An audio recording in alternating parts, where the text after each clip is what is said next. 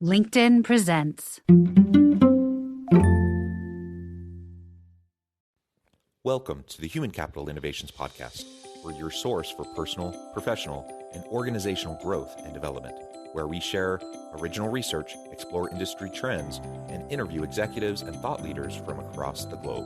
We hope you join us often for practitioner-oriented content around all things related to leadership, HR, talent management, organizational development, and change management. Maximize your personal and organizational potential with Human Capital Innovations Podcast.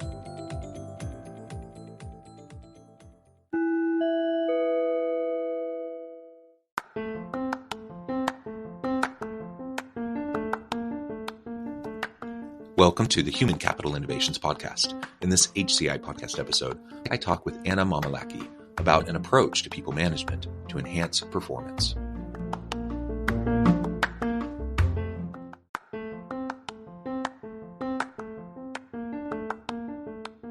If you enjoy the Human Capital Innovations Podcast, enjoy ad-free listening by going to the Patreon page, and please consider contributing even at the producer or sponsorship level. And please leave a review. Thank you for your support.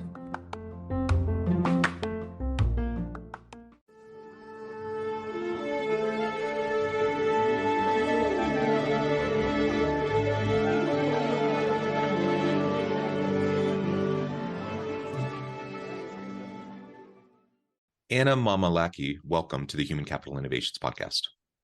Glad to be with you, John. It is a pleasure to be with you. You're joining us from the Bay Area. I'm south of Salt Lake City in Utah. Today, we're going to be talking about people management and performance management, and really an approach to people management that will allow us to maximize the potential of our people, enhance their performance, and help everyone to drive higher levels of success. As we get started, I wanted to share a brief bio for Anna and give her a chance to share anything else about herself with the audience that she would like. Anna Mamalaki is a seasoned organizational design, transformation, and people operations consultant out of the Bay Area. Anna, anything else you would like to highlight for the audience before we dive on in? Well, I believe that I've been in so many changes within organizations, and that is the thing that characterizes me and combines the workforce strategy experience, and that makes it a little bit useful, especially in our era. Yeah, for sure. Excellent. All right, so let's dive on into the conversation today, starting with just an acknowledgement that we are living in messy times. Things are complicated, nuanced, complex, messy. Obviously, the COVID pandemic threw a lot of wrenches in the works for a lot of organizations, for a lot of teams, for a lot of work design. But we're dealing with economic challenges. We're dealing with social upheavals. There's global conflicts. There's all these things going on, and I don't really foresee the rate and pace of change slowing anytime soon. I think we're in it. We're going to continue to have to figure out how to navigate amidst these messy, choppy waters. So in this environment, what is your approach toward, as you think about just effectiveness and efficiencies within organizations amidst uncertainty, amidst the messiness and the complexity? Well, I would like to say that at these times, organizations really need to reframe, reconfigure, and redesign things. But first of all, really reframe. They really need to see the big picture, how we would really optimize the work so that the combination of humans doing some tasks while automation will be doing others will be done. They really need to see how they can revisit the way that they operate. Yeah, we do. We need to revisit a lot of assumptions about the world of work, about how jobs are designed, about what organizational structures look like, hierarchies, flat organizations, spans of control, teams, self-directed teams, like all these things are all things that have to be reevaluated. We have to challenge our assumptions about what has worked in the past and what would work in the future. We need to be thinking carefully about work design in terms of distributed work, remote and hybrid work.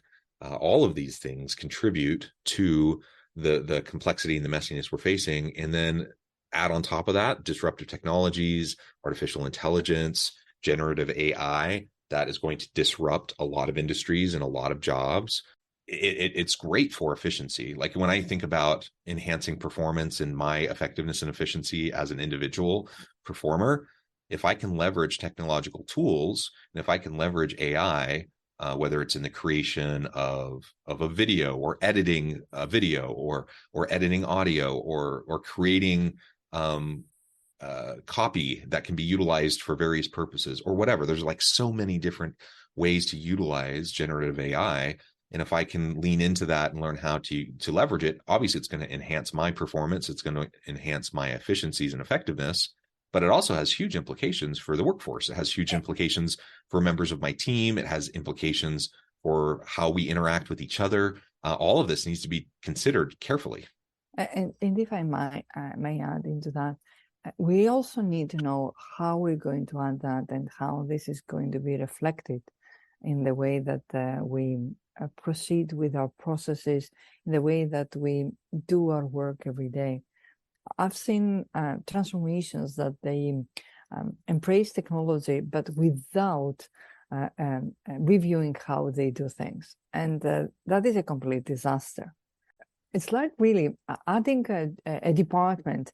It's like adding a job role without revisiting your structure, without revisiting how you operate. Because when you put automation in the picture, you really add things without restructuring how things are being done. That is a problem. And there are so many things that, as you say, that can be utilized, even robots that they can really become our assistants, and they can do things even for employee engagement and very well. Yeah, for sure. So automation in all of its forms is something we have to continue to grapple with. And rather than just tacking on all these technologies endlessly to our whole menu of different technological tools, we need to think carefully about how they integrate with the work that we do, how it might transform our interactions with each other, how the work is designed, how we hire, how we onboard, like all those things are connecting with and need to be fleshed out and thought through as we consider the shifting nature of work. So with all of that said, kind of as a foundational piece, I want to launch in then and really talk about your approach to people management amidst this complex, messy world, with an ultimate goal that we want to have great teams. We want to have great organizations. We want to have high performing people. How do we approach people management in this complex, messy world in such a way that we can enhance performance, enhance effectiveness and competitiveness within the team and within the marketplace, so that we can continue to drive and add value to the market? I believe really culture is the king. With that, I mean a culture that has the adaptability, ensures really quick adaptability to the people, an environment that people can really flourish, learn and grow. And these things, we don't find them that easy. And it's even more difficult when you have them to preserve them.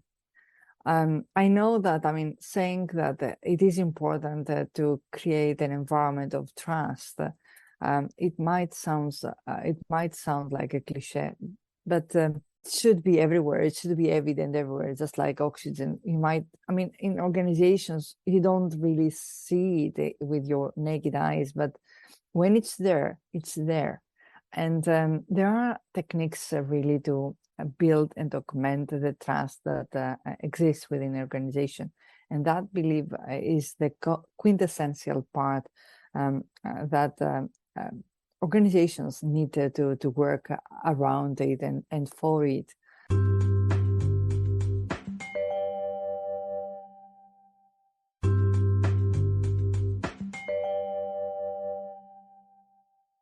We have been saying that many times, that the employees, and associates really need to know your strategy. They really need to know where the ship is going. They really need to feel that there is transparency within the organizations and there are no hidden things, closed doors. And I don't mean closed doors, come over and tell me the problem. It's never going to be solved. I don't mean that. Which happens, it happens a lot. it is also very important people to feel that they can really, they're really empowered to do their work. They can really put their hands on a problem and solve it on their own. That they can really go further and beyond the things that they do. Is there really clarity on the content of their work? Is there clarity on what success looks like in their work? These are things that can create trust. These are things that they can create a good culture. Also, I mean, and that is something that a lot of times it's really not having the attention that it should have. Do really employees have to work around policies, technology tools, and work procedures to get things done? Because even if you have the best reward system, the best offices, wonderful conditions, wonderful managers, all these things are happening, but really doing your work is bothersome. Mm-hmm. So these are things that we don't think often. Also, what are really the relationships over there within the work environment? Do people have this camaraderie? Do they really create relationships that they can rely upon, even in their life outside of work? What is the kind of feeling that an employee has when they join the company? So are these things being monitored? Do the organization do something about it? And they can do things for all of this in a structured and monitored way. Yeah. Well, and let's note, I mean, in terms of performance metrics, we have KPIs and OKRs.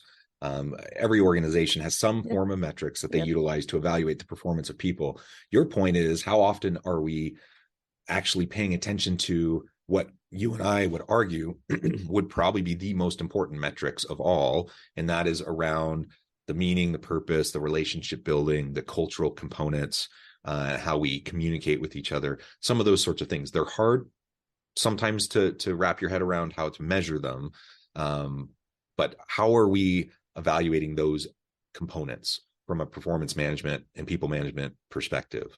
Or are we just saying, it's hard to measure, so we're just going to only focus on these other, OKRs, and then all of a sudden you end up, you create a culture around what you measure. And if you're only measuring certain outputs, guess what? People are going to tend to focus on those outputs, sometimes to the detriment of the vision, the mission, the purpose, the desired culture that the leaders have in mind.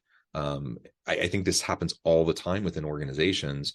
Leaders want a psychologically safe, healthy work environment. They want people to work together in teams and collaborate effectively. They want a culture of innovation and inclusion and all the things, like all the good things. I think most leaders want all of those things, but then they focus on what I would argue would be the wrong things that then divert people's attention away to things that don't necessarily matter as much. Now, are key performance indicators important? Sure. Do you need sales and revenue and you need to be competitive in all those areas? Absolutely. But when you're taking care of your people and when you're monitoring the things that matter and helping people to achieve in the areas that matter the most, those other metrics will take care of themselves. The other performance indicators related to output, sales, those sorts of things, that will improve as a natural course of the other efforts that are happening. So we need to be careful and not shortchange ourselves because of kind of a short-sighted, short-termism approach to how we look at, quote unquote, performance management. And if I may add on that, metrics are really important. And up to now, we're talking about metrics really being set towards the strategic direction, which is so important. Otherwise, they don't take us there. Also, to be tailored very much to the needs that we have for each department, and very well to be tailored to the rewards that we're going to offer to our employees, so that they become meaningful. Yet, there is one parameter that is being added, and metrics should be really tailored, most importantly, to the behaviors, to the behaviors of the leaders, and also eventually to the people being led by the leaders. And why I say that, relying too much on the system mechanically and not really having the right and genuine interest for the people, it will not lead us to what we really want, because everything derives from having this genuine interest and care for the human being. And so it does, flip our approach on its head a little bit when we think about performance management. Now, nothing we're saying is rocket science or like particularly innovative or brand new. Like, these are the types of things you and I have been talking about for a long time, that others in the field have been talking about for a long time. Yet most organizations, if they have any sort of meaningful, structured performance management process, and a lot don't, frankly, but if they do, then a lot of times they're focusing on things that perhaps are secondary output kind of things, as opposed to those elements that are really going to matter, like we've been discussing. So I think it's really important for anyone in the audience today to carefully consider, what does your current performance management approach look like, both in terms of the formal policies, practices, and procedures around performance management, but also the more organic, unstructured, informal types of approaches that are embedded into the culture of your organization and into your team. What are the approaches that you take to coach and mentor your people, to help them maximize their potential, to empower them so they can do great stuff?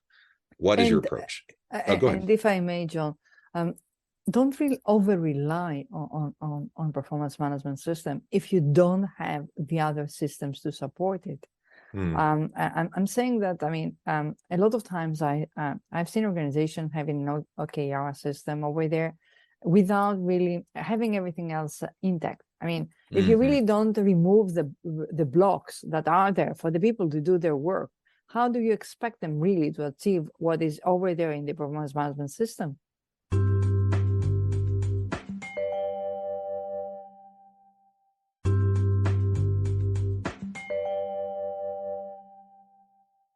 That's why I believe that always having a holistic approach, an organizational perspective approach, see all the enablers that are there. It's not just really that. It's not only your metrics. It's really how you operate. It's your whole operating model. What are the inputs that you put to do the work? What are the throughputs? What are the outputs? And all this transformation can really show you where the blocks are, and start then delineating the elements that can really unblock things. So start scrutinizing what are the processes around that input, what are who are the actors, who are those involved, what is taking place, what is really needed, and emphasize those areas that you really care more about and they are strategically important. So you don't need much of a time if you do that, because you will be focused in the analysis of your blocks, and you will be focused on tackling them. Yeah, and those blockages, that really is such an important thing. I know for me personally, I'm just going to speak for myself anecdotally. Like 90% of my frustrations in the workplace, anything that is demotivating, anything that is frustrating, that just gets me riled up, it's these barriers and blockages that may have served a purpose at some point in time. They made their way into policies, practices, procedures. There's some sort of systems constraints. I get it. I get those things all exist in any organization, in any team. I get in any process or system, those things are going to exist. But so many of those things become legacies and they just self-perpetuate. And then you end up with this whole pile of stuff that just, it's not helping anybody. It's just restricting the ability to do your work. And then you spend 80% of your time trying to navigate, all of that instead of just doing the work. And so it gets so frustrating to do that. Let's as leaders, let's help clear the way for our people. If you want to increase productivity of your team, one of the best things you can do is clear the path, get all that rubble out of the way, get all the blockages out of the way so that they can just do what they do best. You'll immediately see performance increases and productivity increases that are very significant just through that alone. And people will be less frustrated because of the, just the natural frustrations that come about because of those types of things. And in order really to have the perfect recipe over there, because what we described is the catastrophic recipe. I mean, you hire a talent and you really diminish its value by throwing the talent into a system that does not work. That is the perfect way to diminish the value of a talent. So a good recipe is really providing the conditions that you're just describing and adding really the path that the talent needs in order to grow. Because all these wonderful things, a wonderful work environment, a good performance management system, processes that really work, an operating model that it is meaningful will not mean anything to any talent if there is not an open path for that to grow and flourish. Because it's not what I know today. That's what an employee or associate thinks. It's what I will know tomorrow and how this will be useful to me and my career. So do you have explicitly really laid out, and I'm not talking about the old thing. I mean, you're going to become that one in that many amount of years, you're going to do that one. No, I'm talking about how you offer the opportunity to people to be exposed to new skills, to new knowledge, and grow their expertise. And this expertise growth is leading to an advancement. It's been leading really to job changes. It's leading to job growth. That needs to be explicit and laid out for the employees from day, not one, -10. So yes, and that's why I advise that when you start really the requisition process, and you start really, and you made the offer letter. So the work of onboarding starts at that day. You onboard the person by the day that accepted the work. You start offering opportunities for knowledge and skills from that day. And when they come over to fulfill the role, they already have a very good idea and they're already hooked with the company and what they will be doing. Yeah. You make some really, really great points. And I love the -10 comment when we're onboarding people. So often we aren't even ready when they come in person. They show up to the office and you're not ready to give them a good experience and to onboard them effectively. And the reality is you need to start way sooner than that to help people have a good experience. So all really, really good points. Anna, this has just been a great conversation. I know at the time I'm going to need to let you go here in a few minutes, but before we wrap things up for today, I just wanted to give you a chance to share with the audience how they can connect with you, find out more about your work, and then give us the final word on the topic for today. Well, first of all, people can connect with me on LinkedIn. They can find my name. My first name is Anna. My last name is Mamalaki.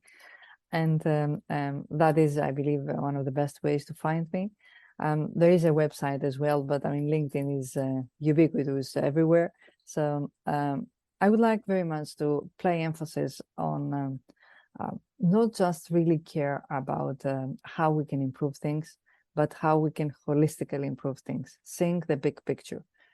See the employee as a system on its own, and then combine that system with your organizational system and find the connecting points. Integrate the human nature and do it in an automated way. That is the winning attitude. Holistic, systematic approaches, always super important. This has been a fascinating conversation, Anna. Thank you so much. I encourage the audience to reach out, get connected, find out more about what Anna can do for you. And as always, I hope everyone can stay healthy and safe, that you can find meaning and purpose at work each and every day. And I hope you all have a great week.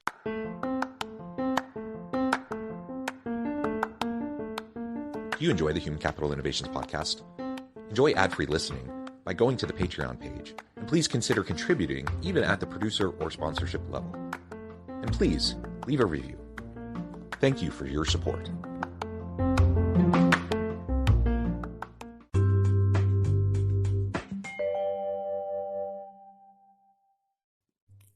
Thanks again for joining us for this episode of the Human Capital Innovations podcast.